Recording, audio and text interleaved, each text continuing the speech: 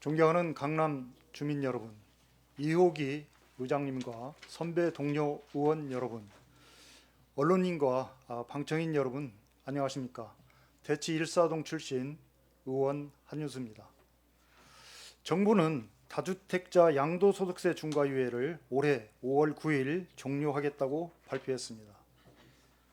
최고 구간에 해당할 경우 세금은 80%를 넘는 세율 구조가 작동하게 됩니다. 조정 대상 지역은 4개월, 6개월의 잔금 유예를 두고 임대 중인 주택은 임대기간 만료까지 입주를 연기하도록 보완책을 제시했습니다. 그러나 저는 묻고 싶습니다. 이 정책이 과연 시장을 안정시키는 방향입니까? 아니면 시장을 더 위축시키는 방향입니까?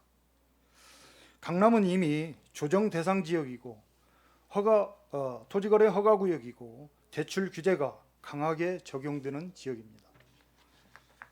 그런데 정부는 토지거래 허가구역을 서울 전역과 경기도 일부까지 확대했습니다. 허가로 묶고 대출을 제한하고 이제는 최고 부담 시 80%를 넘는 세율 구조까지 재가동합니다. 보유도 압박하고 거래도 압박하는 구조입니다. 이번 부동산 정책 발표로 인해 적용 전까지 시장에는 강한 신호가 전달됩니다. 일시적으로 매물이 증가할 수는 있습니다. 그러나 이 기간이 지나면 어떻게 되겠습니까? 토지거래 허가제는 그대로이고 대출 규제도 유지되며 매수 요건은 여전히 엄격합니다. 여기에 거래 전 과정을 감시 감독하겠다는 부동산 감독 기구까지 출범한다면 마음 편히 집을 매수할 사람이 얼마나 되겠습니까? 저는 가격 안정이 아니라 거래 위축, 더 나아가 거래 실종 가능성을 우려합니다. 삼성동, 대치동, 청담동, 잠실동, 그리고 압구정동은 토지거래 허가구역으로 지정된 대표적인 곳입니다. 이것은 토지거래 허가제로 지정된 기간에도 가격은 상승했고 신고가는 반복되었습니다. 행정적 통제만으로는 근본적인 수급 구조를 해결하지 못한다는 사실을 우리는 이미 경험했습니다. 그럼에도 같은 방식의 규제를 더 넓게, 더 강하게 반복하는 것은 정책적 성찰이 부족하다는 신호일 수 있습니다. 오늘의 부동산 시장을 단순히 투기 과열의 시각으로만 보아서는 안 됩니다. 지금 현장에서는 금융 부담과 유동성 압박이라는 또 다른 현실이 존재합니다. 1가구 1주택자가 은행 대출을 받아 집을 마련하고 원금과 이자 상환에 힘겨워하고 있는 국민들이 있습니다.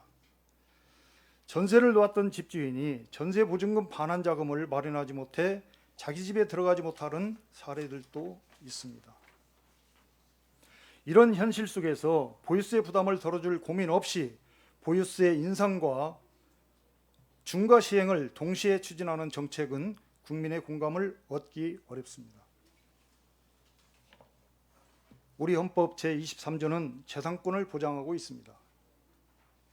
물론 공공복리를 위한 제한은 가능하지만 그 제한은 비례성과 최소 침해의 원칙을 지켜야 합니다. 지금처럼 보유 단계에서도 부담, 처분 단계에서도 부담, 거래 과정까지 제한하는 구조는 균형을 잃은 정책으로 보일 수 있습니다. 대한민국의 경제 질서는 자유시장 경제를 근간으로 합니다. 가격은 통제가 아니라 수요와 공급 그리고 신뢰 속에서 형성됩니다. 존경하는 동료 의원 여러분, 부동산 정책은 감정이 아니라 구조로 접근해야 합니다. 세금은 처벌의 수단이 아니라 경제를 조정하는 수단이어야 합니다. 지금 필요한 것은 규제의 반복이 아니라 공급 확대와 거래 정상화, 그리고 정책의 예측 가능성 회복입니다. 보유도 어렵고 팔기도 어렵고 사기도 어려운 시장은 건강한 시장이 아닙니다. 정부는 통제의 방향이 아니라 시장 기능을 회복하는 방향으로 정책을 전환해야 합니다. 우리 구의회와 구청은 권한의 한계는 있지만 여러 경로를 통해 주민의 부담을 덜어줄 수 있는 방안을 함께 모색해 나가야 할 것입니다. 이상으로 발언을 마치겠습니다. 경청해 주셔서 감사합니다.